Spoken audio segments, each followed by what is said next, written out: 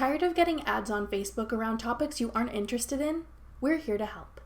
I'm Jessica from techboomers.com, and in this video, I'll be showing you how to opt out of certain ad topics on Facebook. Now let's get started. To begin, open the Facebook app, then tap the menu icon in the bottom right corner. Scroll down and select Settings and Privacy. Then tap Settings. Scroll down and tap Ad Preferences. Then select Hide Ad Topics.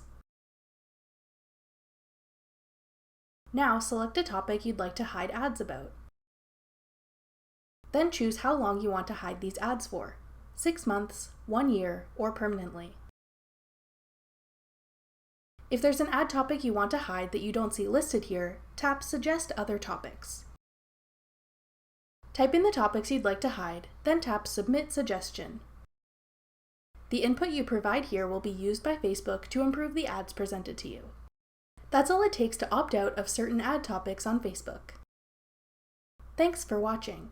If you found this video helpful, we'd love it if you'd hit the thumbs up button below and subscribe to our channel.